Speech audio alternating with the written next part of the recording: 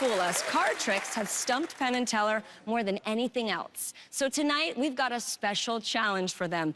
All of the tricks on this show are gonna be card tricks, but each one will be completely unique. So you might say we've stacked the deck against the stars of our show, Penn and Teller.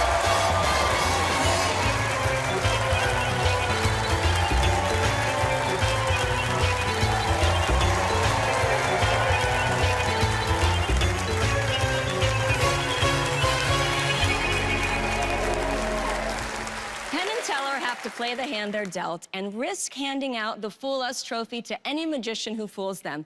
Let's meet our first ace. A magician buddy of mine was doing a show, and his assistant didn't show up. He tossed me a gorilla mask and said, "Can you do some tricks wearing this?" Sure, why not? So I go out on stage, I'm making it up as I go along, and it killed. So, a gorilla-magician was born. And none of my friends were at all surprised when they found out I dress up as a gorilla and do magic. The response is not, "Oh, wow, that's a strange thing." The response is usually, "Yeah, that sounds about right." By day, I'm the librarian at an elementary school in California, and our school's a little weird. These kids think that it's completely normal for their librarian to dress as a gorilla to read them books and do magic tricks, as if that's like part of the job description. Penn and Teller, I want to be the first gorilla-magician to fool you.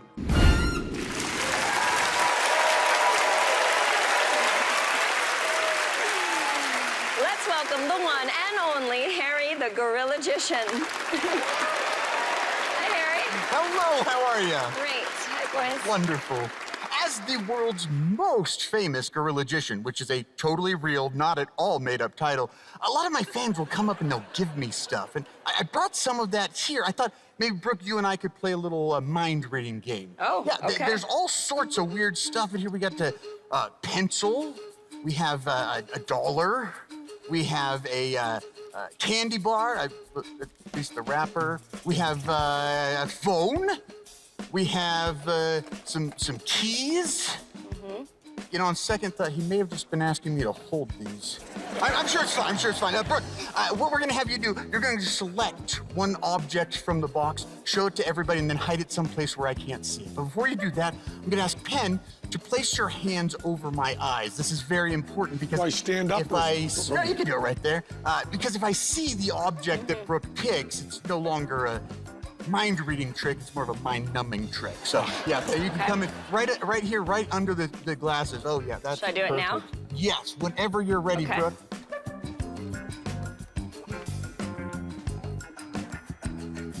And then should I put it back?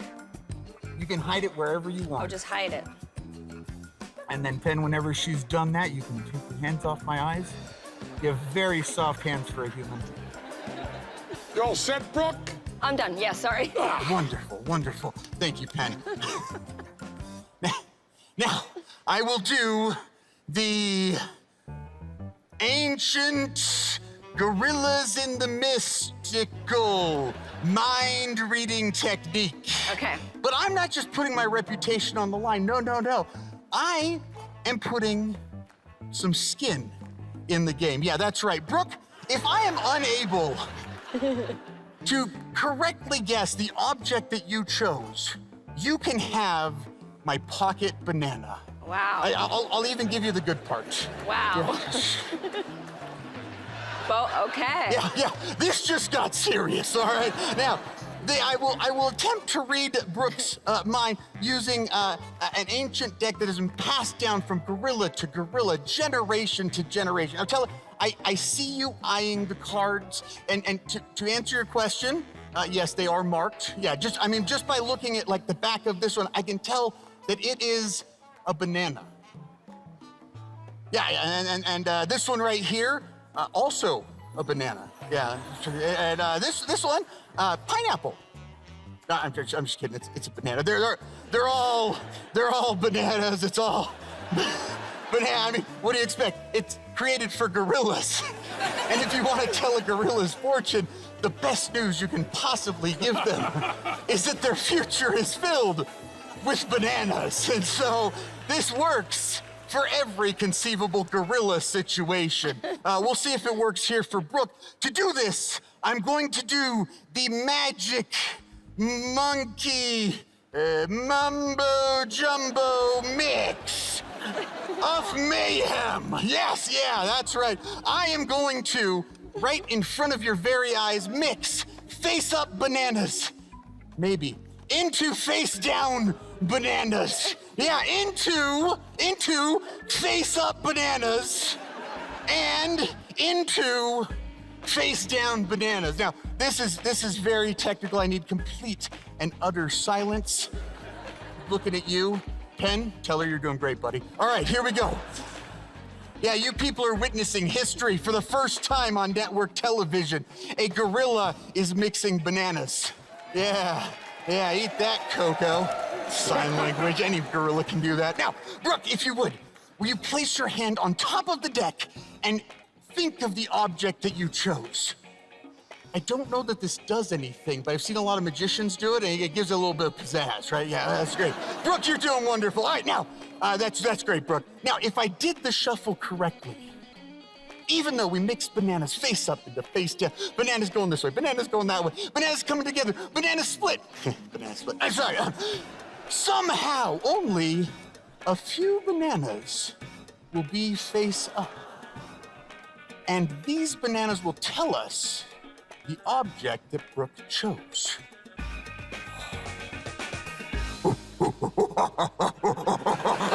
Oh, yeah. This one tells us that it's smaller than that box. And this one, I'm seeing John Candy as an uncle. And this one, I'm seeing a balloon being blown up. These ones, I'm seeing like a forest with a deer. Look, they probably see that I'm just kind of flinging some feces here. The answer's actually been staring us in the face this entire time. Yeah, Brooke, what was the object that you chose? A dollar bill. A dollar. Yeah, like I told you in the beginning, these cards are marked.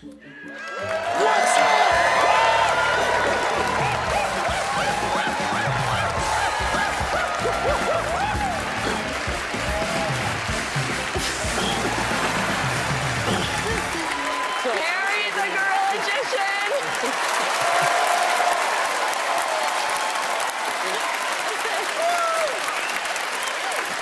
Woo! And just when you think you've seen it all. Great are you, to meet Brooke? you. I'm doing fantastic. How are you? Oh, I'm great. It actually worked. I was like only 50% sure. Got like halfway through, I'm like, oh man, I hope this goes. Doesn't it work every time? I mean, yeah, absolutely. I'm a professional, obviously. I mean, look at me. I love that this is the moment in Brooke's career where This is she's the like, highlight of one of my greatest interviews of all time, everyone, by the way. I just want to say. she's like, I may have made an error in my judgment with where I chose to go. I'm on a stage I with judge a no gorilla. one. I judge no one. Did your parents dress up as...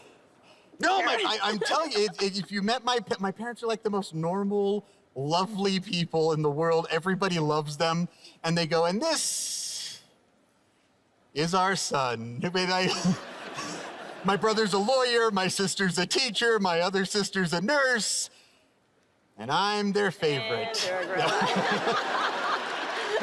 We got that on camera, right? Yes! Yes! Listen, we could talk for hours, Yes, they're but I amazing. think the boys are ready. Maybe you'll get a trophy. Maybe we'll give you some bananas. I mean, either one. Should we find yeah, out? the trophy. Yeah, I think I prefer the. Yeah, okay. Penn Teller, are you ready? Yes, Harry, you're the greatest. We love thanks, you. Penn. We just love you, Harry. And you know, when someone is as funny as you are and as good a performer as you are, you tend to think the magic might not be that good. But you have driven a wedge between me and Teller. Because Teller has one way he thinks you did it, and I had another way. Oh. And we've been discussing it back and forth. Now, we do not get 2 bites of the apple, or banana. What Put is in that? terms you understand. So we have to pick one right here. and I'm going to go with mine. Now, I'm going to tell you this. If Teller is right on how you did it, you win. Okay? Do you understand the situation? I do Okay. understand. And you hear me. Teller does not believe that Brooke had a totally free choice. If you controlled Brooke's choice in any way, you win. Did you control Brooke's choice, or did she have a free choice? I don't trust him. Brooke, look, did you have a Ken. free choice? I absolutely had a free choice. 100% free choice, yes. Yeah, Brooke had a 100% free choice. And I think your hearing's very good. I think you're hearing everything I'm saying. I think your timing is very good as to when you bring out bananas and all that stuff. I think all of that. And I think that my way was probably correct. And I think you don't win a trophy. But you've got to say, is Teller right or am I right? I would love to say that Teller's right, but I'm gonna have to say that I fooled Teller? Yeah, you fooled Teller.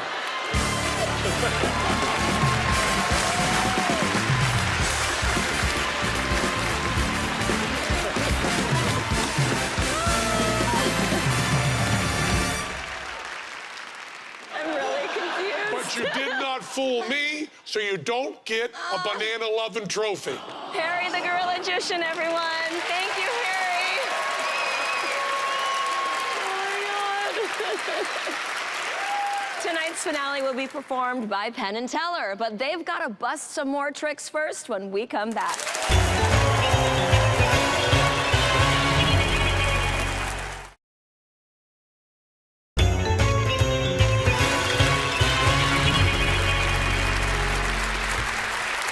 Welcome back to a special House of Cards episode of Fool Us. Let's deal out our next act.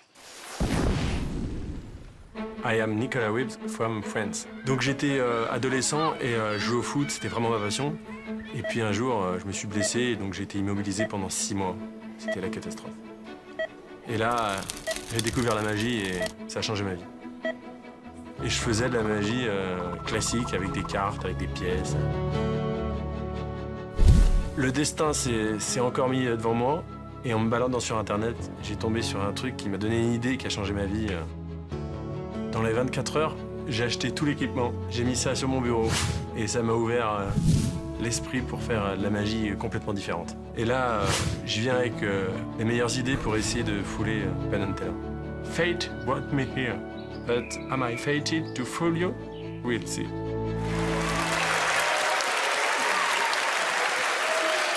Coming to us from Lyon, France, here's Nicolas Ribbs. Merci. Thank you. Nicholas. Brooke, I need you. Okay, I'm here. I have a deck of cards. Pick a card, any card. Okay. This one. Show to everybody.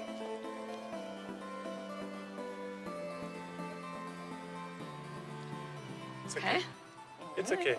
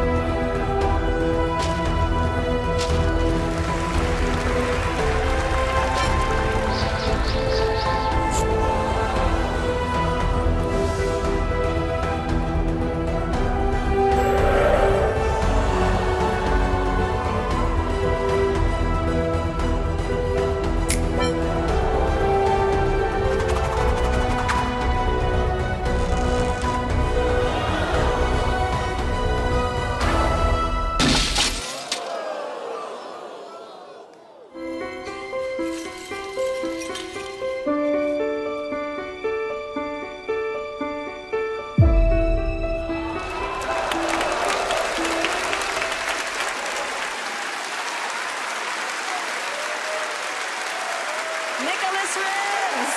Wow. Brilliant. Let's have a chat, Nicholas. Wow, wow, wow. Amazing. Thank you. Where is your favorite place to perform? Where do you find the best audience? The best person is American people. Yes, the best of the best. Yes, it's right. It's yes. Why is that? Parce qu'ils sont super réactifs, ils adorent la magie. En France, c'est pas pareil. Do you think that Americans are easier to fool? Est-ce que tu penses que ce public, que ces Américains sont faciles à biaiser, tout foule? Ouais. Okay, Nicholas, let's find out if you fooled Penn and Teller. Wow, what a great routine to do an entirely different kind of card trick. When you do film to life, which is what this is, it's very rarely done with cards. And moving that film to life to horizontal instead of vertical allows you to do card techniques and film to life techniques together, which really create a sum greater than the parts. It's really beautiful, and the timing is just extraordinary. Usually when you're doing that complicated a sleight of hand, you have a little bit of leeway in your timing, and you are tied into everything perfect and extraordinary timing, and also it just looks beautiful. It looks really, really magical and really wonderful. And of course, needless to say, very, very modern. We know a lot about the film to life stuff. We know a lot about card stuff. And even though we know that, you put it together just absolutely beautifully. So we don't think you fooled us, but it's a wonderful routine and just gorgeous and a brand new way to do film to life and a brand new way to do card tricks. Okay, Nicholas, did they figure out how you did your magic? Yes. We enjoyed that so much. We loved it. That was magnificent. Thank you so much. Thank you very much. Nicholas Ribs. We've got more magicians on tap who've brewed up some great tricks for Penn and Teller, so stay close.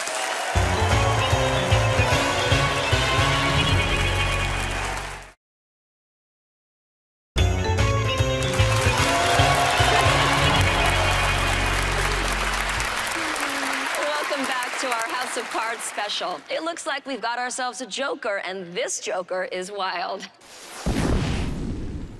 They call me Magic Mike. Not that Magic Mike. I grew up in Cajun country. When I was little, I told my mom I want to grow up and be a magician. She said, well, you can't do both. Cajuns know how to pass a good time, y'all. When I was trying to be this cool, suave magician, they just laughed. So I switched it to comedy. I moved to New Orleans to be a street magician and fell in love with the city. The streets are the most beautiful in the world, and the city is truly magical. Please welcome Michael Darnall. I've been headlining venues ever since. If I can win the Foolish Trophy, that would be incredible. The effect I'm doing tonight is probably one of the most elaborate I've created. The trick is to make it look easy, so it's big and easy. And that's how we play Foolish in New Orleans, y'all.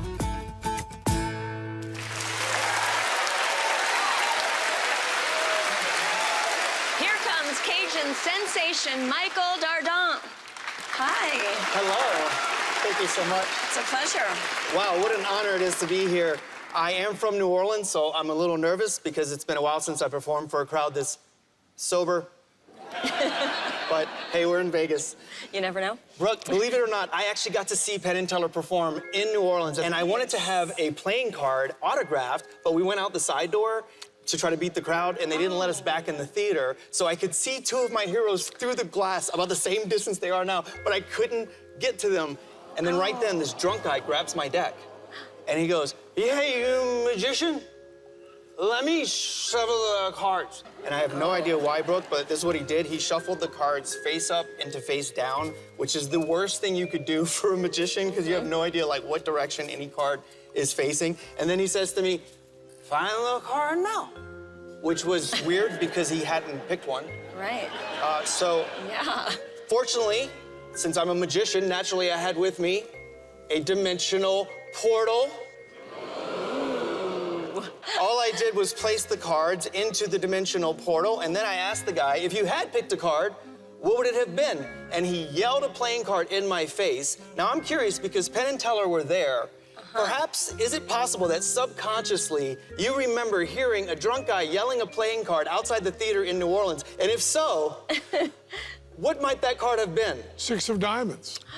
I knew they remembered the 6 of diamonds. All I had to do was cast the spell that I learned at magic school for fixing a chaotically shuffled deck.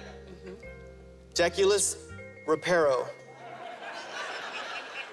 And what was the card named?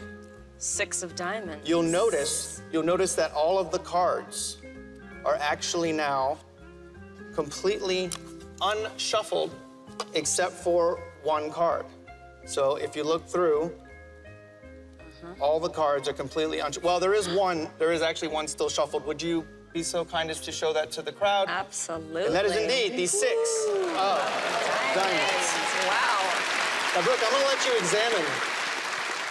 allow you to examine my dimensional portal. Okay. You may have noticed the mirror. Magicians are always accused of using mirrors. It's a word that got leaked like palm or sleeve, and now you muggles think you know everything. But we do use mirrors, not how you would think. See, this is a mirror to alternate realities. So I'm gonna let you look. I'll take the card. Okay. I'll let you look at this. Be very careful, please, with my portal. Okay. There is a heat advisory, so it okay. could melt. Yeah. So I'll put the card back. Now, Brooke, a moment ago, we actually tapped into a reality where cards were no longer shuffled. So I thought what would be cool if I take it back from you. It's neat, right? It's you really have to be neat. careful with these. I thought what would be I've interesting is never what held if we one. tapped into a reality where cards don't exist? Ridiculous. And now you'll see the cards appear to have vanished. Yeah. So they're actually just imaginary because we tapped into a reality where cards don't exist. So now we have imaginary cards. Would you hold these so I don't look silly? Sure. Thank you. And now what Brooke is holding is an imaginary deck of cards, not an invisible deck. This is an invisible deck. See the difference? These are imaginary. In fact, if you would shuffle those, that would be great because in a moment, we're gonna have one that we imagine to autograph because I have with me an imaginary pen.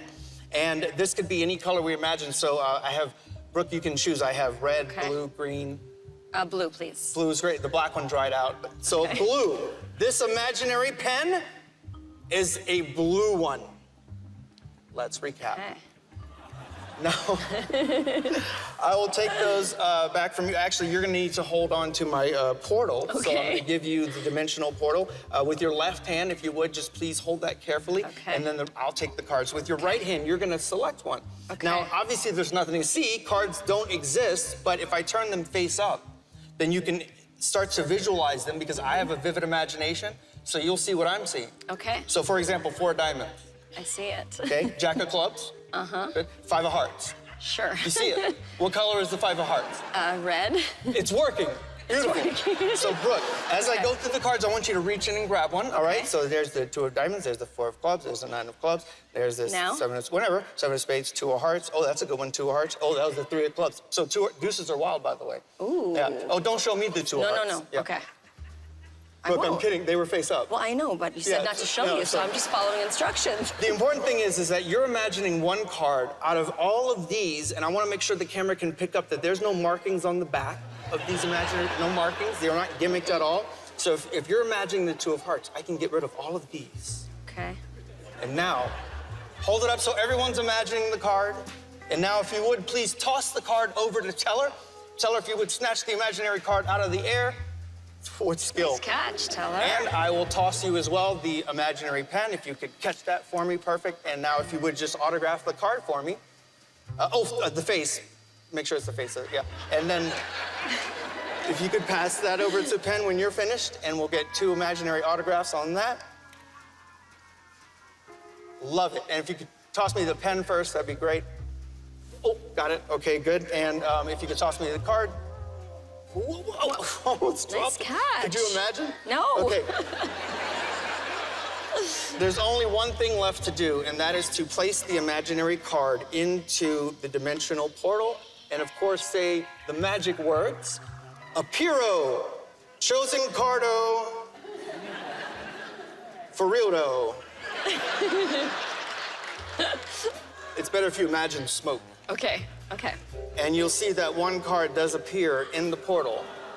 And if you would please remove that card and show everyone that it is in fact the Two of Hearts. What? But it does have a couple of signatures. It sure does. Did you verify that there are no other cards in my dimensional portal? No and other Penn and cards Teller, in the could portal. you verify that this, in fact, does indeed appear to resemble your autographs? Wow. So obviously we tapped into a reality where I did get my Two of Hearts signed by Penn and Teller, and now I'm gonna keep this as a souvenir of this incredible day. Thank you for having me on your show. Michael Dardat, that was amazing. Oh my goodness. Wow, wow, wow. It was all smoke and mirrors. Your magic has a very improvisational feeling. How thank you. improvised really is this? I do a lot of improv. I actually coach improv comedy at a high school in New Orleans, and I love it. Where does comedy come from? Well, there's a secret underwater cave. And Do tell. yeah, so not many people are invited there, and that's where they keep the book. No, comedy was always kind of a crutch and always a go-to, especially like in school. And so like I always tell people when they said I was a class clown, I was really just practicing for my career, just practicing on my teachers, unfortunately. Do you have any funny stories that you can share with us from your magic career? Well, I had an airport security experience. Actually, my juggling pins got flagged in my check bag, and the one guard says, "You could bludgeon someone with this," and then the other security guard goes, "Well, you could bludgeon someone with a laptop." And I said, "Well, I'd rather bludgeon someone with my juggling club because a laptop is expensive." And then they said, "Well, I guess if you can juggle these, they're legit." And all of a sudden, I look around and realize You got really I got to do a lucky. show to get through this. So I just start juggling in airport security. All right, Michael, let's see if your magic portal has earned you a magic trophy or not. Boys, are you ready? Yeah. You ready? I think we are, Michael. The whole routine is just great. It's a great idea. And as you know, there's some stuff in there that we know. There's some stuff in there that's classic. And we were kind of following you. I mean, we loved it. Don't get me wrong. We were following all the moves you were doing. We knew where you were going. We were sitting here. But then you got to Brooke naming the Two of Hearts. And when Brooke named the Two of Hearts, and we kept talking about Brooke naming the Two of Hearts, we had a little bit of a speed bump there. And we had to think really hard about that. And you were doing a lot of spells in Latin. And Teller, as you know, was a Latin teacher. And Teller and I came up with our own spell that I think will explain everything to you about how that Two of Hearts, how we finally figured that out. And this is, well, Teller wrote it down for me. I want to make sure I get this right. Fulus Trophius.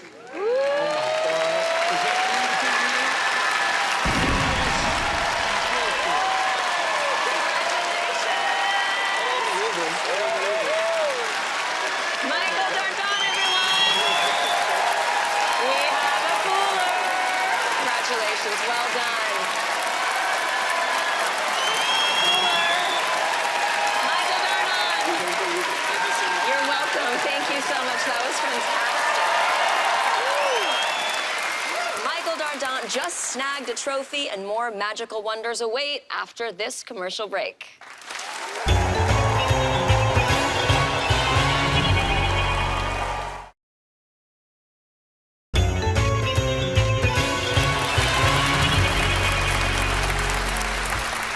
Welcome back. We've had one fooler in our stack deck. Let's see if our next stack can follow suit.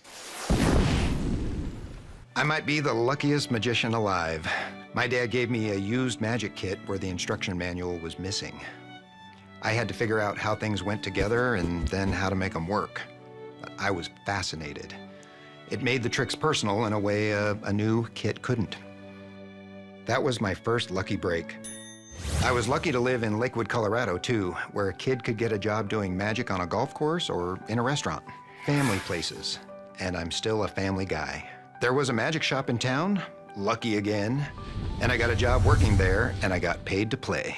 Then I became a graphic designer, and that was supposed to be the rest of my life.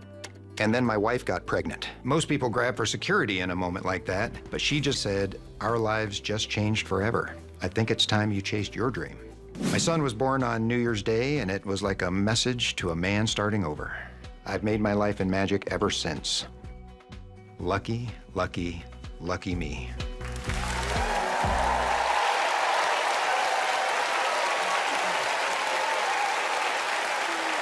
Coming to us from the mountains of Denver, Colorado, here's Sean Preston.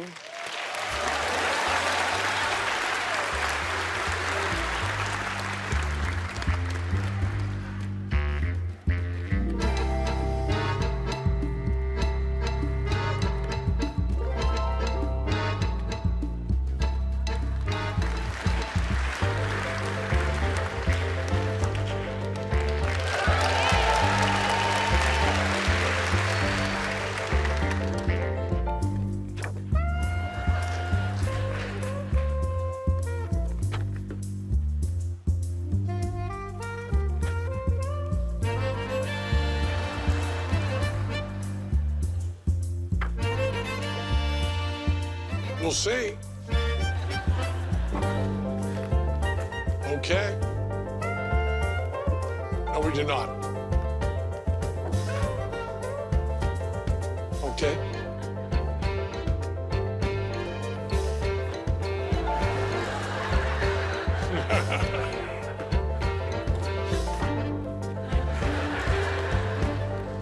I do. 5 of clubs.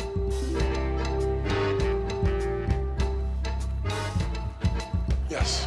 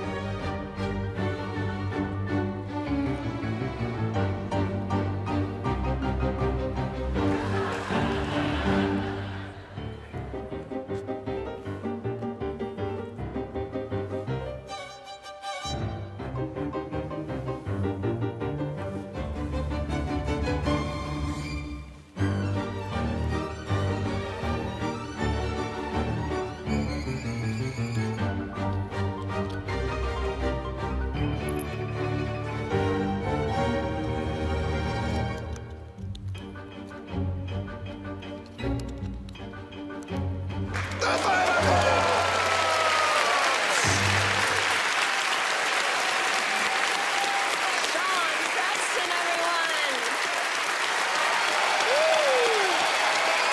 You can talk, right? Yes. This was going to be a hard interview if you had the tape on your mouth. That was amazing. Thank you. If you could have any superpower, what would it be?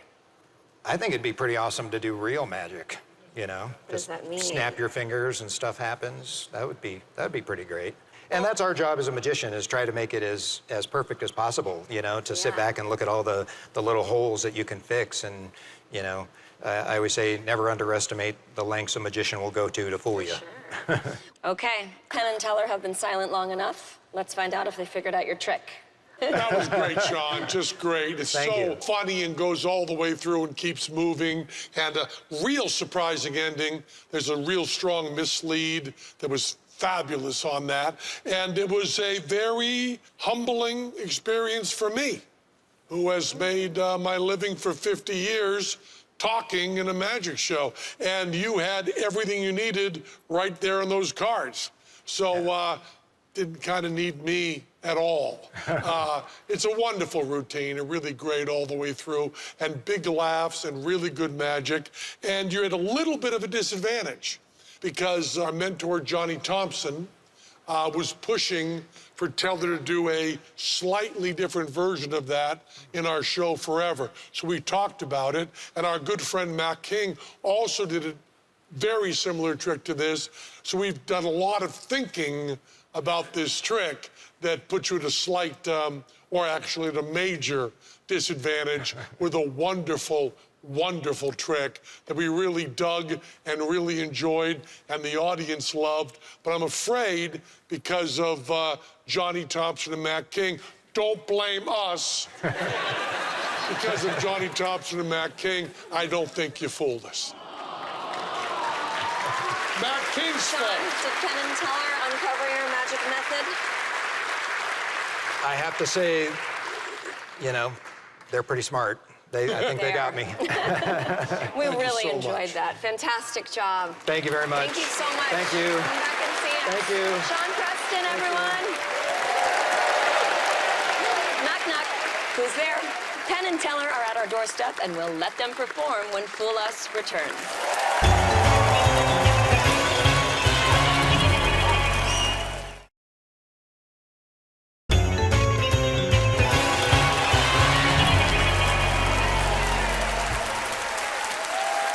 Welcome back. We always close the show with something special from our headliners. So put your hands together for Penn and Teller. Oh, thank you. Now, you probably noticed, Brooke, we do a lot of card tricks. That's right. And the reason is that Teller always has cards on his mind. When he was a child, his parents gave him a deck of cards, and they kind of became friends to him. I didn't know So he that. always has a deck of cards with him. So we end up doing a lot of card stuff. You can see, Teller's been shuffling this deck. He's been sitting here. You can see that they're all mixed up there. Yep, Brooke. Now, we they can are. have you pick a card, can we? But you know about sleight of hand. You've been around a little bit. The only fair way for you to pick a card is to think of a card. Now, don't say it out loud. Don't even move your lips. Just think of a card. Okay. You want to change your mind? No. Get that card clear in your mind. Yes. So what you're going to do is you're going to write that card Okay. on Teller's mind. You're going to write it right here on his forehead. Now, genetics and time have given you a rather large canvas. Next season, you'll be able to write the whole damn deck up Maybe. there, right? No, that's not true, Teller. Yeah, so you're going to write it. Now, every card can be represented by two characters, right? The first would be the value, Yes. ace to king, you know, just a J, Q, or K, and then Okay. a number. And then the suit could be just the first letter of the suit, you know, clubs, hearts, spades, or diamonds, Okay. C, H, S, Okay, or D, right? got You it. could just write it right up there just like that. Now, some people, we've been doing this in our live show for a while, have thought that Teller would be able to feel what you've written up there, right? And then transmit that through his body to his friends, the cards. So we have to eliminate that. So when Okay. you are writing up there, decorate. Being an old hippie like me, I'd put peace signs and stuff. You Teller. can do any geometric signs, anything up there you want across his Really? forehead. Now, Brooke, we're in a theater here doing a TV show. Right. And there are monitors all over. So Teller could see what card you were writing in the monitor and then True. put that to his hands. So you have to eliminate that. What's your non-dominant hand? Left. Left, okay. Cover his eyes with your left hand, please. Okay. Cover him really good, just like Okay. that. And don't put your thumb under his nose. No, I wouldn't. It's not like when you smothered Grandpa got with a it. pillow.